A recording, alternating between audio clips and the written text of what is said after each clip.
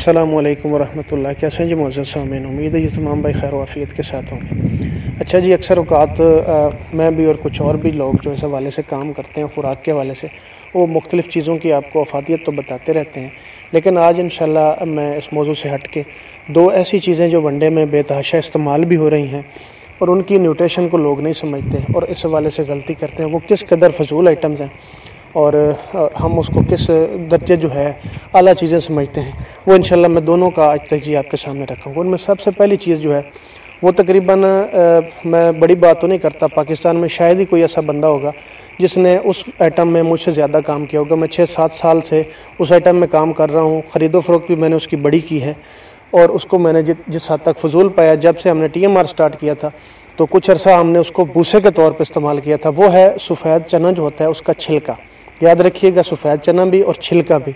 बाकी जितने भी सफ़ेद चने की आइटम्स हैं, उसका डकरा है, उसकी काचर है, उसका करा है, उनकी अपनी जगह फाती है। तो उसमें से एक सब्ज़ दाल नाम की एक चीज़ हासिल होती है, वो बड़ी बेहतरीन है।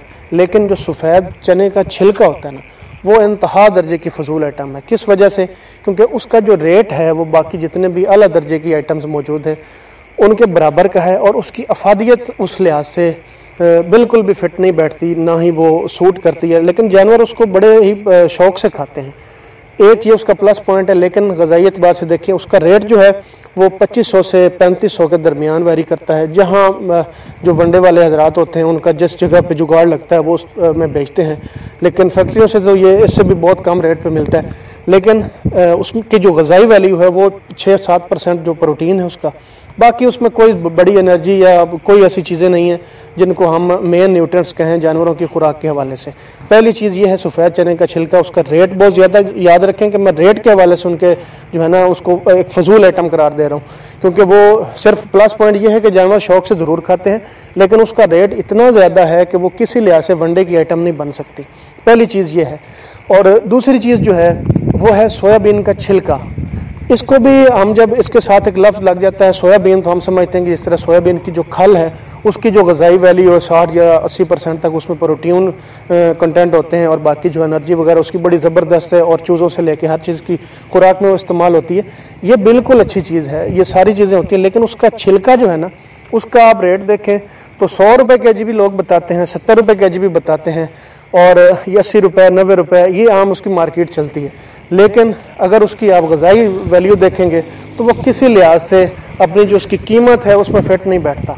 उसमें 8-10% तक प्रोटीन होती है, बताई तो 13-14 जाती है, लेकिन नहीं होती इतनी, बहुत कम है उसकी, बिल्कुल एक खुश्क सी आइटम है और उसका कोई बड़ा फ़ायदा नहीं है। जो मैंने देखा हो कि हमने जानवरों को इस्तेमाल करवाया है तो वो मैंने खैर ज़्यादा करवाया भी नहीं है, कुछ अर्सा हमने चलाया है, लेकिन वो इंतहा दर्जे की फ़जूल आइटम है। उसकी कीमत बहुत ज़्यादा है, लोग उसको भी इसी वजह से ख़रीदते हैं कि यार जानवर हमारे शौक़ से खाते हैं। जानवर की शौक़ को आपने बिल्कुल तरजीह देनी है, लेकिन उसकी कीमत आइटम की आपने लाजमी ज़हन में रखनी है। उनके अल्टरनेट्स बहुत ज़्यादा हैं।